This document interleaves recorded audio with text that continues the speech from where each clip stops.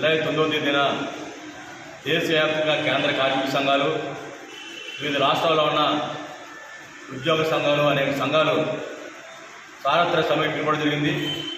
ప్రధానంగా కేంద్ర ప్రభుత్వం అనుసరిస్తున్న కార్మిక వ్యతిరేక విధానాల మీద, అలాగే కార్మిక చట్టాలని రద్దు చేసి 4 లేబర్ కోట్లుగా విధించడాన్ని దాన్ని వ్యతిరేకిస్తూ ప్రభుత్వ రంగ సంస్థలు పరీక్షిస్తూ జరుగుతున్న ఈ సమ్మెలో కార్మికులతో పాటు భారతదేశ ప్రభుత్వం, మోడీ ప్రభుత్వం రైతులకు సంబంధించి 3 వ్యవసాయ చట్టాలు తీసుకొచ్చిన సందర్భంలో చట్టాలు రద్దు చేసే క్రమంలో ఆయన హామీలు ఇచ్చింది. రైతులకి హామీలు అమలు చేయడంలో ఇప్పటికీ కేంద్ర ప్రభుత్వం నిర్లక్ష్యం వహిస్తుంది.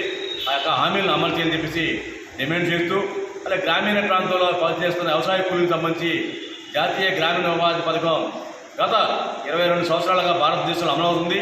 దాన్ని నీరుగార్చడం కోసం కేంద్ర ప్రభుత్వం ప్రయత్నం చేస్తుంది. ఆ పథకానికి తక్షణమే 4,60,000 కోట్ల రూపాయలు కేంద్ర బడ్జెట్ నిధులు కేటాయించి ప్రతి వ్యవసాయ కూలీకి సంవత్సరం 200 రోజులు 10 నెలలు కల్పించి రోజుకు 700 చెప్పేసి డిమాండ్ చేస్తూ కార్మికులతో పాటు రైతాంగము, గ్రామీణ పేదలు కూడా ఆ రోజున సమ్మె చేస్తున్నారు. ఆ విధంగా దేశంలో 30 కోట్ల మంది పైగా కార్మికులు, వ్యవసాయ కార్మికులు, రైతులు కార్మికుల సమ్మె చేయడం జరుగుతుంది. ఆ సమ్మె రీచ్ అయినా సరే కేంద్ర ప్రభుత్వం దిగొచ్చి రైతాంగ, కార్మిక, వ్యవసాయ కార్మిక విధానాన్ని విన్నాడని చెప్పేసి హెచ్చరిక చేస్తున్నాం.